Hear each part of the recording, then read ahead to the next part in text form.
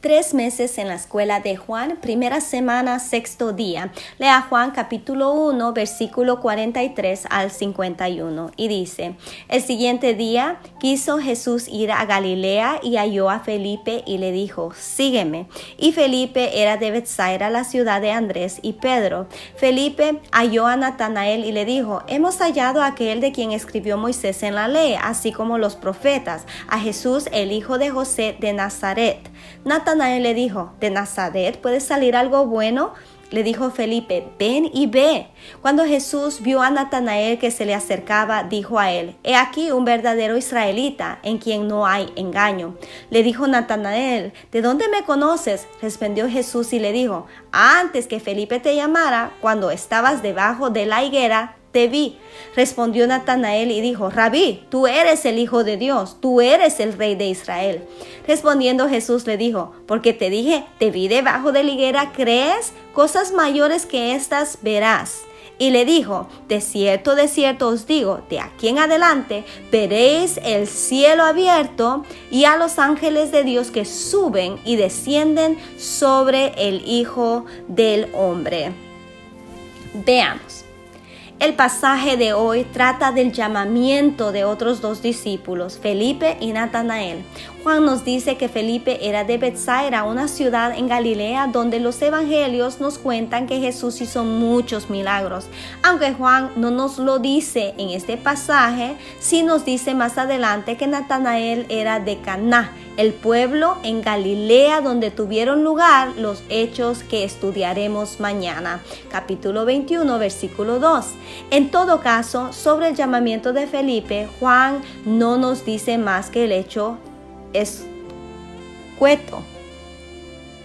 Jesús va a Galilea y le dice a Felipe, que era de esa región, que le siga. Sobre el llamamiento de Natanael, sí se nos dan más datos. Natanael se mostraba escéptico a lo que decía Felipe, pues no creía posible que algo bueno saliera de Nazaret, y mucho menos el Mesías. Jesús le convence mediante un milagro, haciéndole saber que le había visto antes bajo una higuera, cuando de hecho Jesús no había estado allí. En respuesta a ese milagro, Natanael le declara Hijo de Dios y Rey de Israel, es decir, que concuerda con lo que Felipe le había dicho antes y no había querido creer. La respuesta de Jesús implica que Natanael no hizo bien en esperar a que hubiera un milagro para creer, pero en todo caso le indica que verá muchos y más grandes milagros. Juzguemos. Resulta interesante notar que Natanael, que era de la pequeña aldea de Caná, desdeña a la vecina Nazaret, que sin ser una gran ciudad, al menos era mayor que Caná. Lo que está teniendo lugar en el pasaje es que Natanael, como buen judío, cree que el centro de la acción de Dios está en Jerusalén y que por tanto es de esa gran ciudad que el Mesías ha de venir. Pero hay más.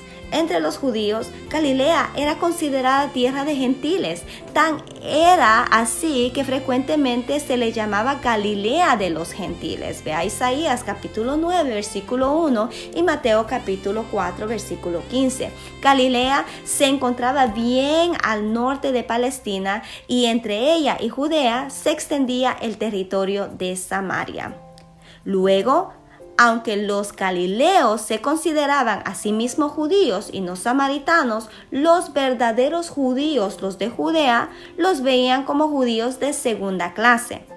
Por eso es que a veces en los evangelios la frase los judíos no se refiere a todas las personas de religión judía, sino solo a los de Judea o a veces a los jefes de Israel. Luego, lo que vemos en este pasaje es que un Galileo despreciado como judío de segunda clase por los judíos del centro se hace eco de ese desprecio al decir que nada bueno puede venir de Nazaret, es decir, de una ciudad vecina en Galilea. En otras palabras, que este Galileo se hace eco del prejuicio contra su propio pueblo. ¿No vemos esto frecuentemente entre nuestro propio pueblo latino? En el ámbito internacional, nuestros países latinoamericanos no son poderosos ni se encuentran a la vanguardia de los nuevos avances tecnológicos, industriales y económicos. En los Estados Unidos, cuya población de habla hispana es la cuarta del mundo, frecuentemente se nos desprecia como personas ignorantes, irracionales, demasiado emotivas, irresponsables y así sucesivamente. Todo esto lo sabemos de sobra y no hay que abundar sobre ello. Pero lo peor del caso es que muchas veces es nuestra propia gente la que acepta todos esos prejuicios y por tanto desdaña a los nuestros. Hace algunos años, cuando un seminario latino buscaba un presidente, oí a algunos miembros del comité de búsqueda declarar que el nuevo presidente debería ser norteamericano, pues un natural del país no podría cumplir con los requisitos del puesto. Desde entonces se ha topado con personas con muchas situaciones semejantes. En algunas de nuestras iglesias, por ejemplo, se les da más autoridad a materiales traducidos que a los escritos por personas de las nuestras. O si hay que tomar alguna decisión sobre la vida del barrio, confiamos demasiado en los expertos de afuera, como si la gente del barrio no conociera su propia vida. Esto fue lo que hizo Natanael el Galileo de Caná al preguntarse qué de bueno podría salir de Nazaret. Actuemos. Haga un repaso de las personas que usted conoce en su propia iglesia y en su barrio y comunidad. ¿Les presta usted toda la atención que merecen? ¿Les da autoridad que sus conocimientos, experiencias y compromisos deberían haberles ganado? Cuando tenga la oportunidad de recomendar a alguien para algún puesto o responsabilidad, tome en cuenta personas a quienes usted conoce de su iglesia, barrio o comunidad. Pregúntese, ¿qué de nuevo puede salir de mi barrio? Anote sus respuestas en su cuaderno de reflexiones.